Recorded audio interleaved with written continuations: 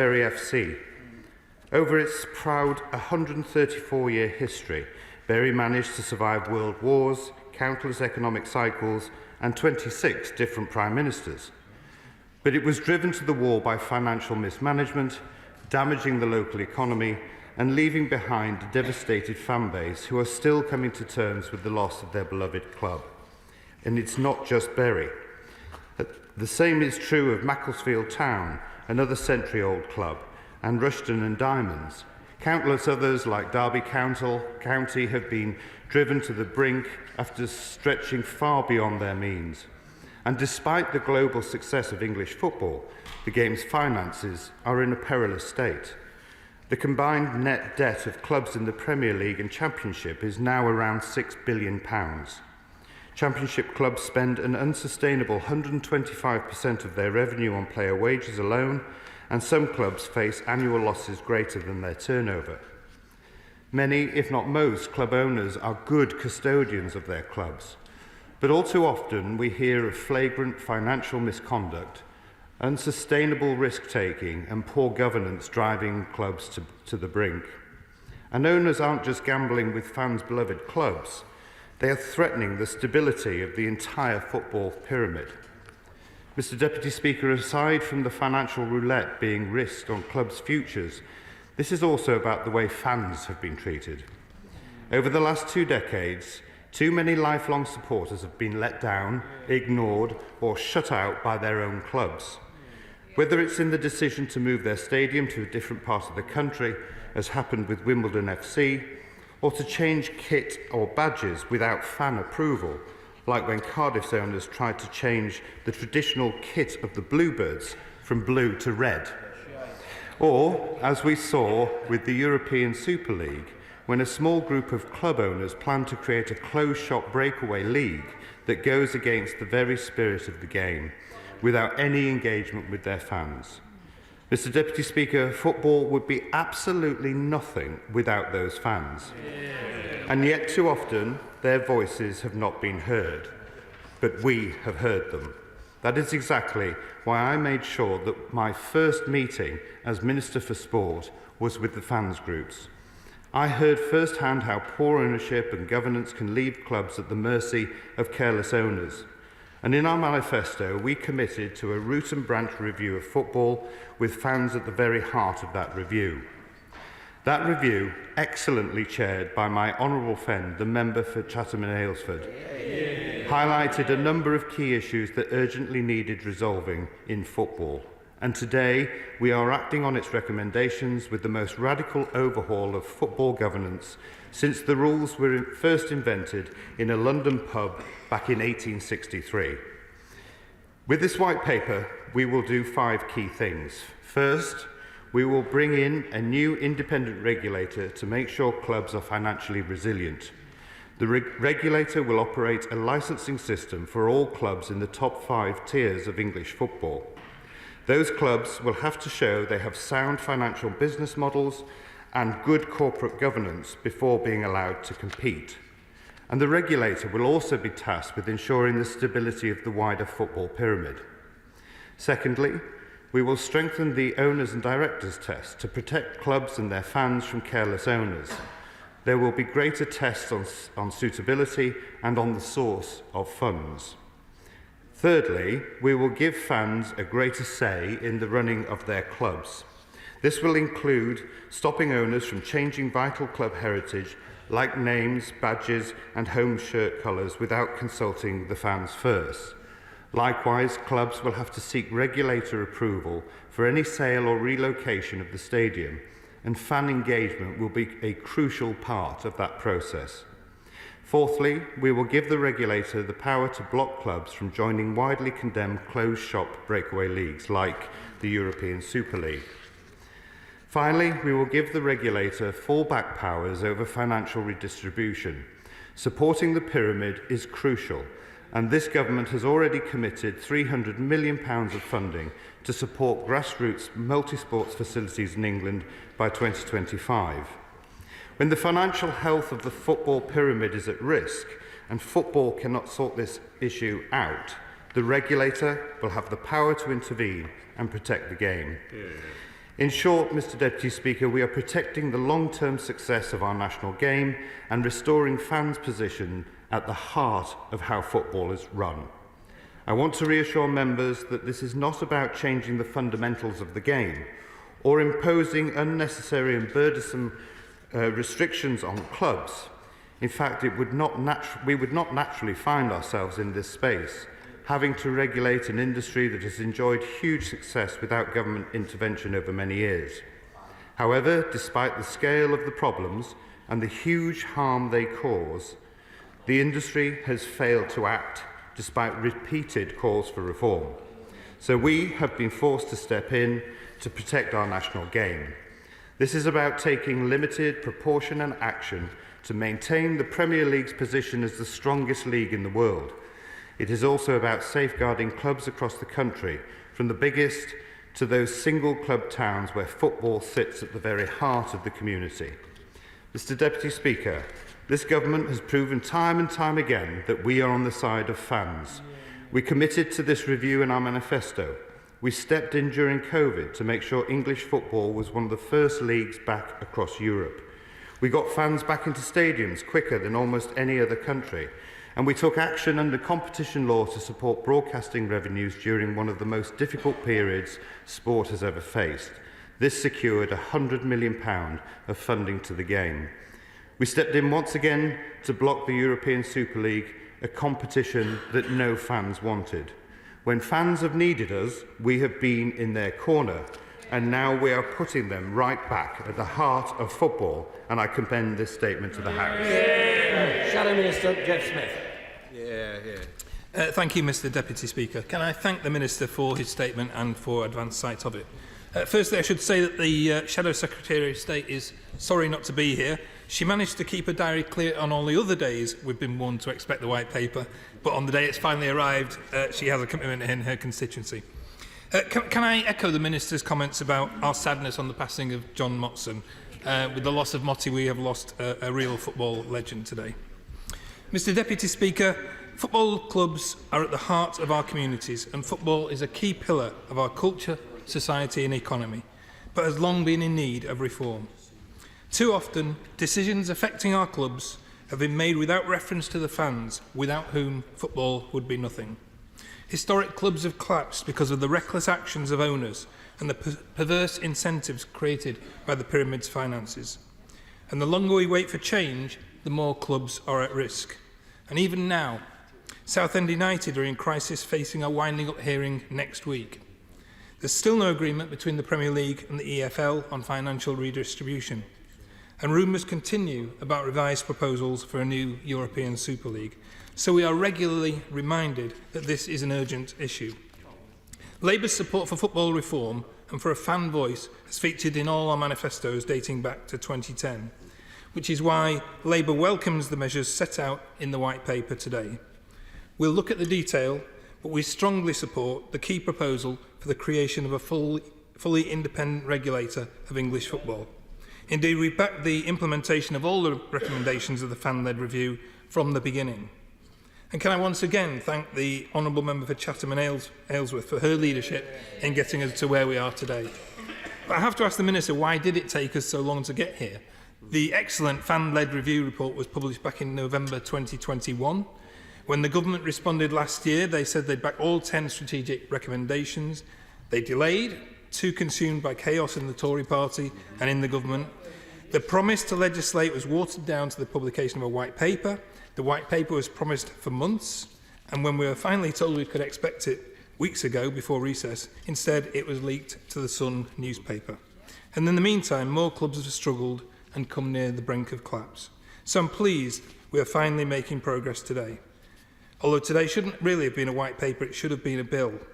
And it's not clear how much more we're going to learn from a consultation on a white paper that wasn't already explored by the fan-led review, which had wide-ranging fan and stakeholder input supported by an expert advisory panel. But given where we are, Labour want to use the opportunity to help the government make the future bill as strong as possible. So in welcoming the broad proposals, may I ask the following questions of the Minister. Firstly, on finance. Financial sustainability is at the centre of the fan-led review.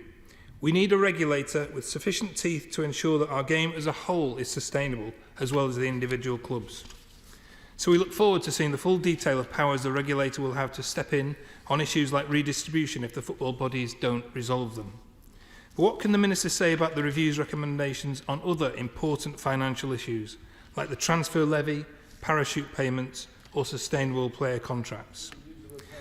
Secondly, on fan voice, the fan-led review proposed what was called a golden share, which is simply a requirement that there should be democratic fan consent for actions around heritage items like club colours, names, badges, or relocation outside the local area.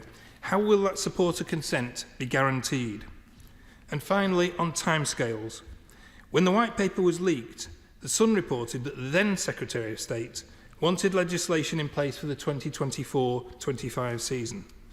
Can the Minister lay out the consultative and legislative timetable that would allow that to happen? Is it the intention to legislate in this parliamentary session? And how soon does he think we can get a bill passed and an independent regulator up and running? These are important and fundamental questions because our national game needs action and needs change, and football fans have waited long enough. Thank you, Mr Deputy Speaker. And can I first of all say to the honourable gentleman that I'm really grateful for the support that he has indicated today. I think this is, I think we all recognise that action needs to be taken, and I'm very grateful for that support from the opposition. I accept that, time has been taken, but it is important to put on record that these are not simple matters. They are complex, and it has been important for us to ensure that we get this right. And I can say that I haven't been sat on my hands. I've been dedicating considerable hours to this, building on the extensive work that the review did, led by my honourable friend. He is right to talk about the finance side of things. Of course, the regulator will have the teeth it needs to make sure that they are able to ensure that there is support for the whole of the game. He is right to talk about that. And on fan voice, although we haven't gone down the golden share route, the voice of fans is front and centre in this white paper. It will basically achieve exactly the same thing, and it will be a condition of a licence for clubs to compete in English football.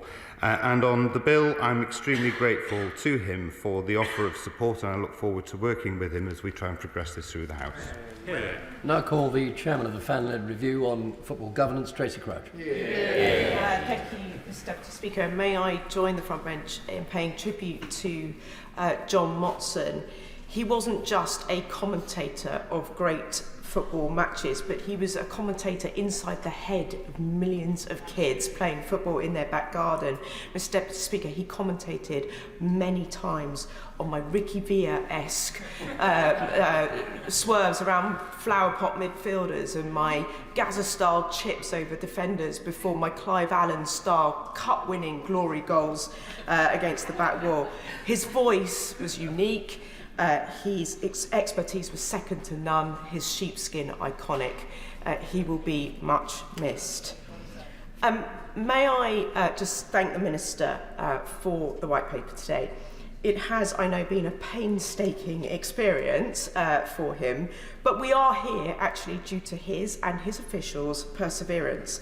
The White Paper honours and reflects the vast majority of the recommendations in the fan-led review, for which I and the panel and thousands of fans who contributed appreciate.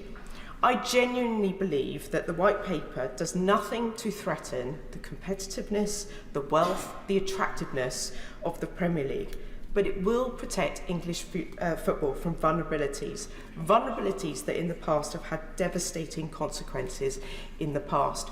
So I appreciate that we will now go away and look at the detail of the White Paper. And I also appreciate, Mr Deputy Speaker, that I have to ask a question when making a presentation. So the only question I do have for the Minister is he able to actually set out his vision for the time frame for the next steps for the White Paper? Well, again, can I put on record my thanks for all the considerable work that my honourable friend has done in this area, and she is right to highlight the fans. I have to say that they have been in the forefront of my mind in all the meetings that I've had discussing this white paper. And I agree with her also that there is no threat to competition within this white paper. If anything, I think it will bring about a great deal of confidence, and I hope we'll see even more investment, dare I say, from the right people. In terms of the time frame, so we will be doing a very short consultation and targeted consultation following the publication of the white paper today. My vision is to get on with this as quickly as possible, and I know that my right honourable friend, the Secretary of State, shares that, but as you will expect me to say, as parliamentary time allows. But in the meantime, we are also considering the establishment of a shadow regulator to do much of the parity work, so that there is the regulator, when actually enacted, can get on with the work straight away. Clyde Betts. Yeah, thank you, Mr. Deputy Speaker. Could I say, first of all, I welcome the white paper. I think it contains most of the important recommendations from the fan-led review. Now, most football fans in the country are not going to read this. They'll probably have an understanding of our deliberations here. What they will know, however, is if we don't implement this and get it right, of the devastating consequences that befall some clubs in the next few years that have already befallen clubs like Bury. And that's why it's important to implement it. Just say the Secretary of State, one of the most important things is the distribution of the enormous wealth of football to get a fairer reflection right throughout the whole of the pyramid. So the powers that the regulator may have as a fallback, the Minister says, I think they're going to be necessary, as contained in paragraph 912 of the white paper, where it talks about the regulator deciding on the issues that any financing would need to address. Isn't it more than that? The regulator needs a steer from government and from this House about what the issue should be. So does the Minister accept that the issue should be twofold at least? One, that we have a fair distribution to make sure the sustainability of all clubs throughout the pyramid. And secondly, a distribution that prevents the cliff edges, such as the parachute payments, which create unfair competition at various points in the pyramid. Well, again, I'm grateful to the honourable gentleman for his welcome and for his extensive interest in this area and this important work. And he is right that we have got to get this right, and implementation of this independent regulator is going to be critically important. And right also to talk about the distribution. We have secured powers within there for the regulator to use should there not be an agreement by the football authorities. We still urge them to get on with it. They still could come up with a deal, and I sincerely hope that they can do that. But we will be looking, as we progress towards legislation, for exactly the steers that he is talking about, so that we can get on with the deal that everybody is expecting and has waited far too long to see. Acting Chairman of the Select Committee, Damien Green. Mr Deputy Speaker, I congratulate the Minister not only on producing this very long-awaited and welcome white paper, but also in broadly agreeing with my honourable friend from Chatham and Aylesford, which in all circumstances is usually the easiest and quickest way to reach a conclusion in my experience.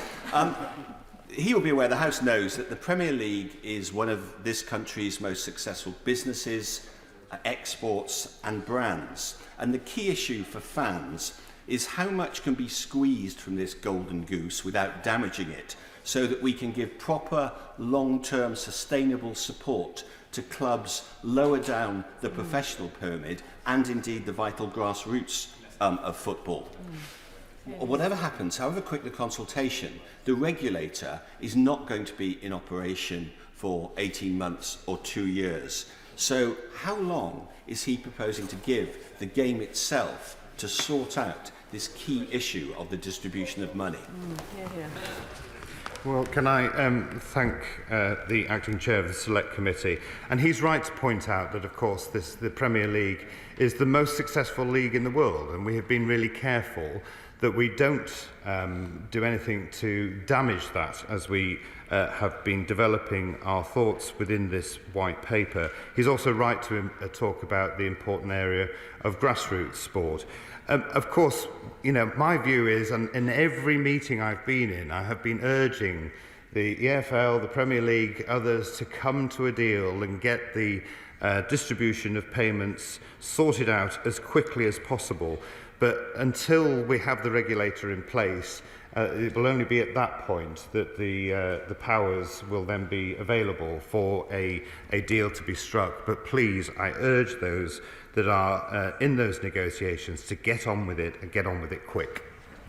I'll do the honourable gentleman the courtesy of addressing him correctly. Jamie Stone. Thank you, Mr. Deputy Speaker. Can I associate myself and my party with the sadness that's been expressed with the passing of John Watson? But well done, His Majesty's Government. I think Karen Maguire, the host of The Price of Football, will be very pleased indeed by what's being said today. Now, it so happens I'm the only Scot remaining in the chamber, and I believe that football is for everyone, on whichever side of the border you live on. Scotland's gone some way down this road. Can I make an appeal that everything's done humanly possible to coordinate with Scotland and Wales and whoever to make sure that there's a universality of approach to this, because I think we can learn off each other and get it really, really right. I'm pushing the Scottish dimension. The honourable gentleman is absolutely right. As a proud unionist, I'm more than happy to work with counterparts and do work with counterparts in the devolved nations.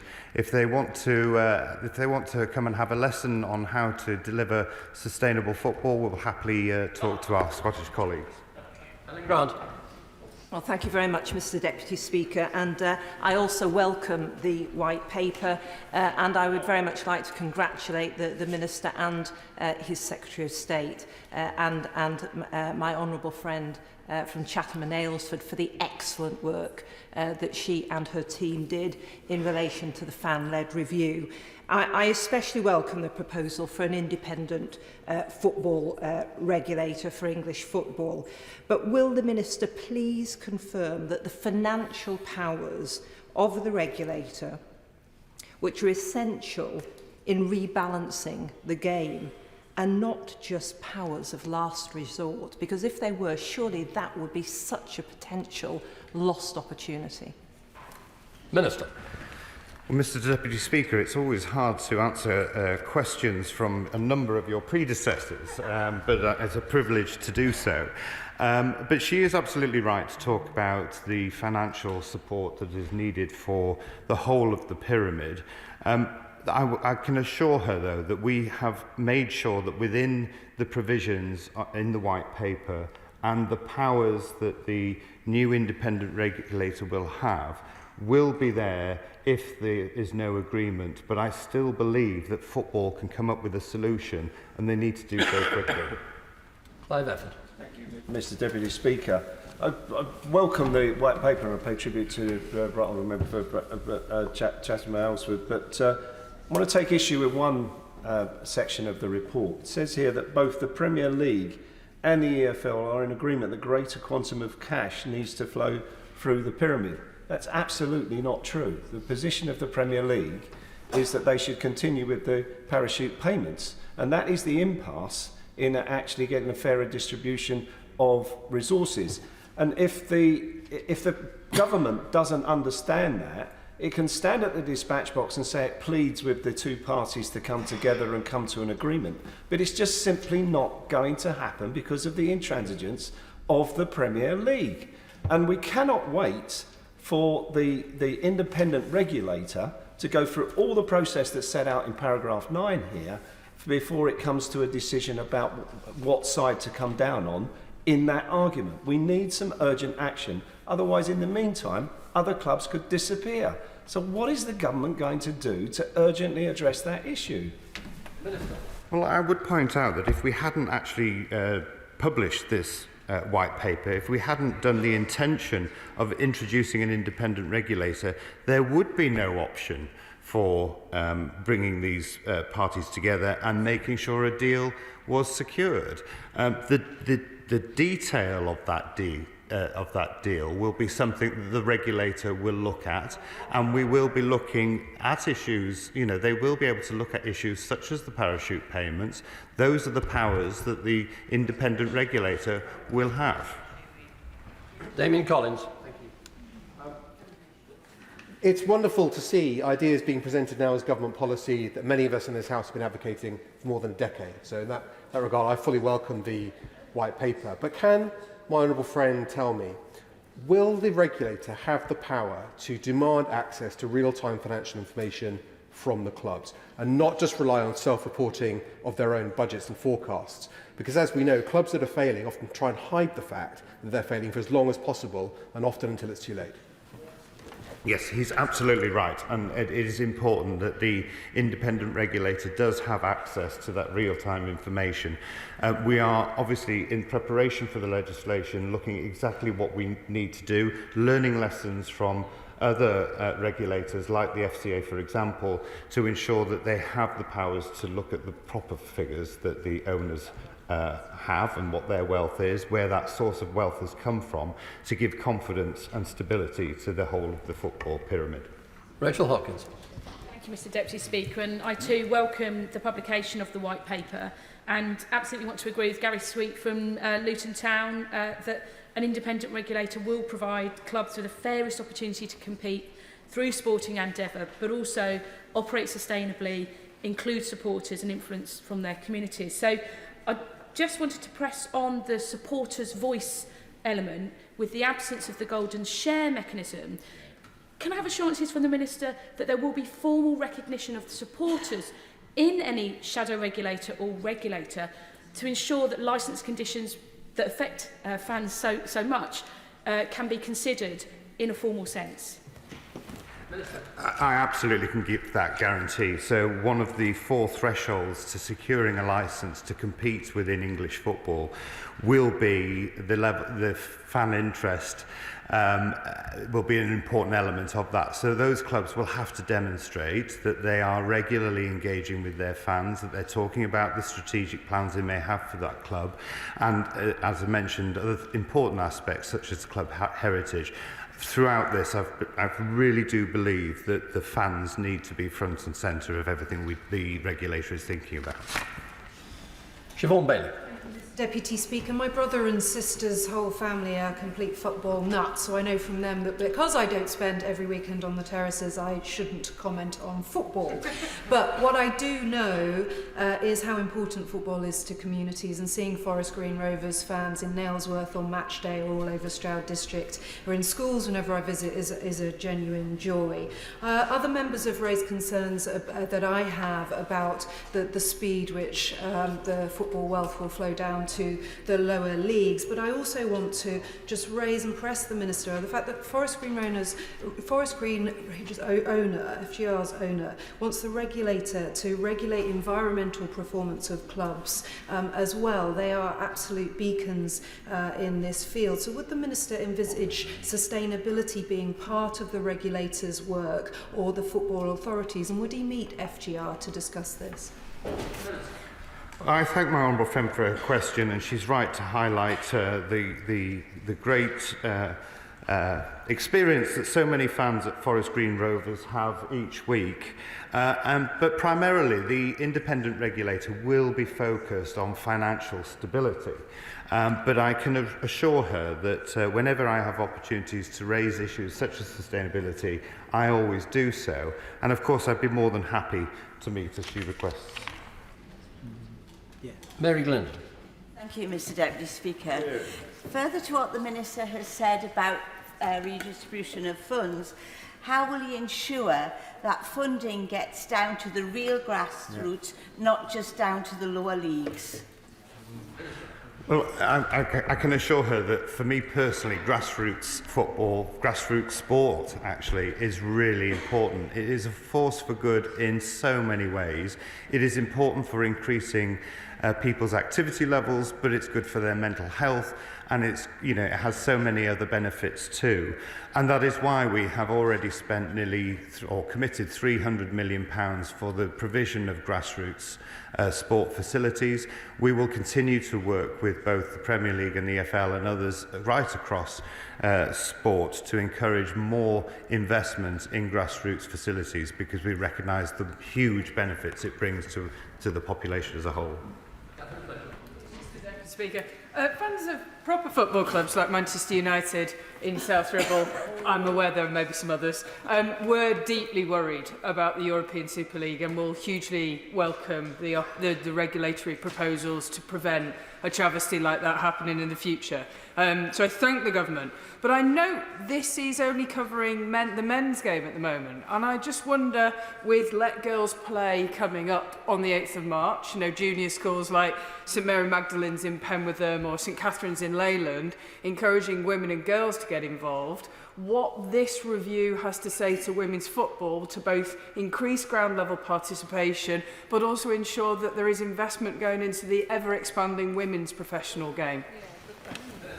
Well, my honourable friend is right to raise this important area, and it was, of course, an important area of work within the review itself.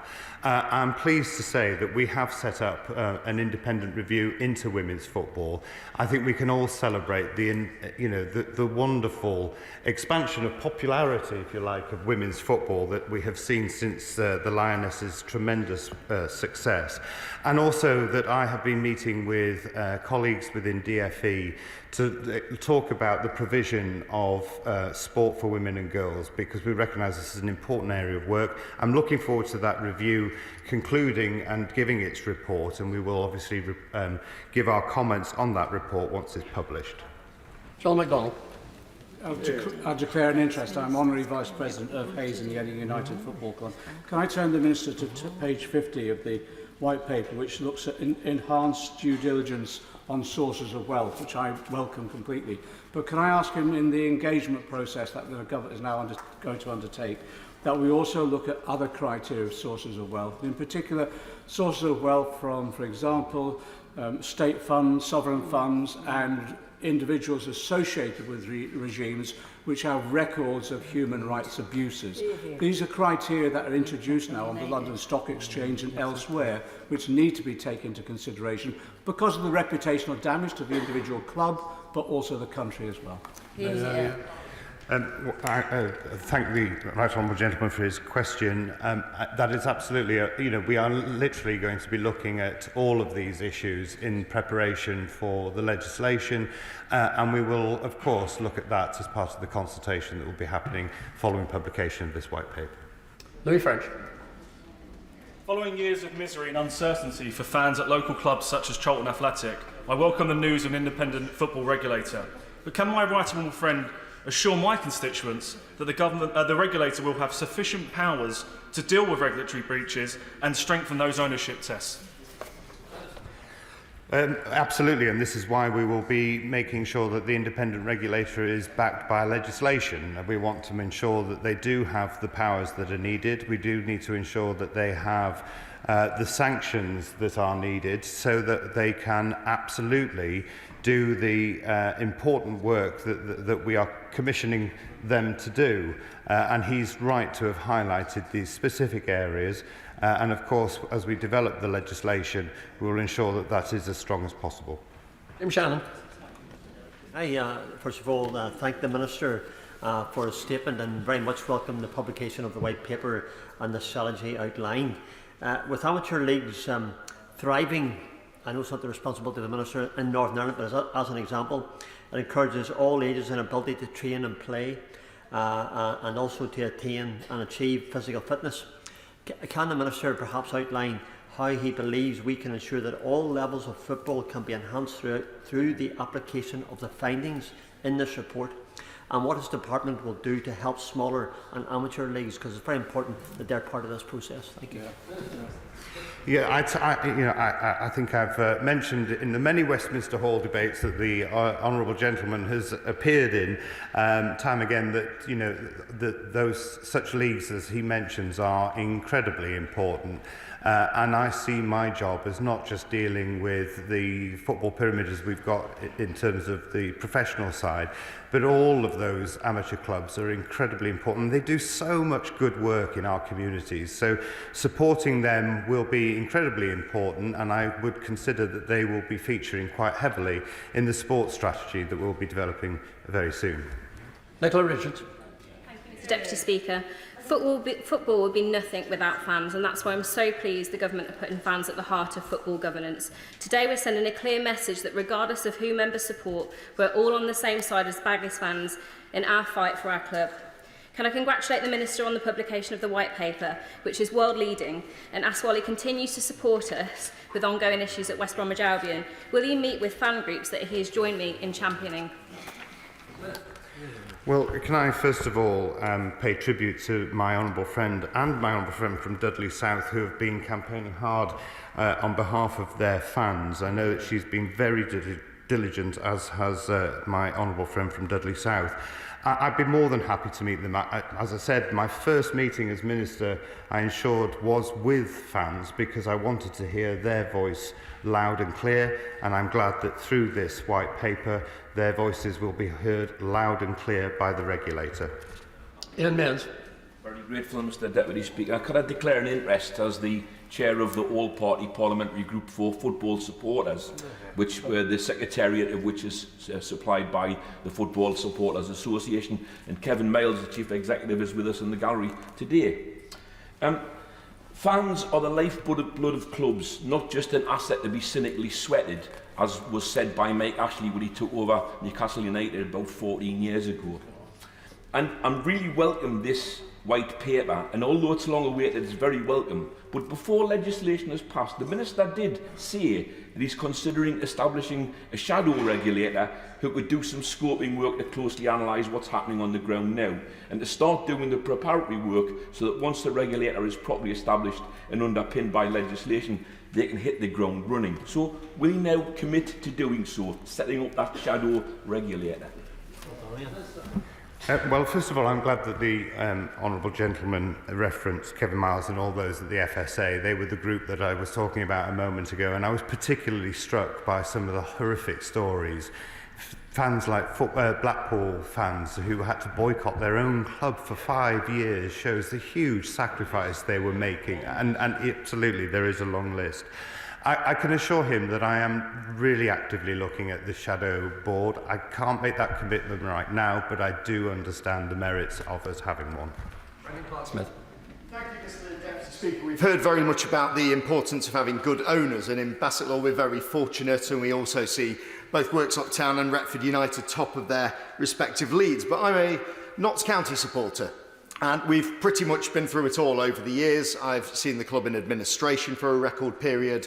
We've had unscrupulous owners, we've had the fans try to take over the club, and that didn't quite work out either. Now things are a little bit better. Again, we're top of our league as well, in no small part to 30 goals from our non-league Haaland Macaulay Langstaff.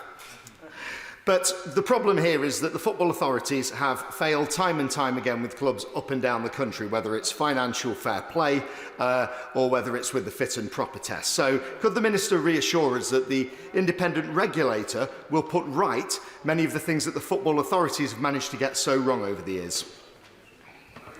Well, I know that there are some within football that are being somewhat critical today of us publishing this white paper on our intention to establish an independent football regulator.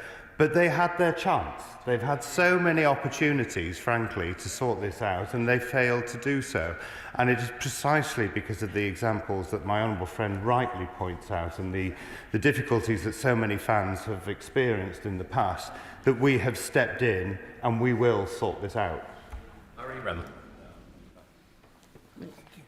Thank you, Mr Deputy Speaker.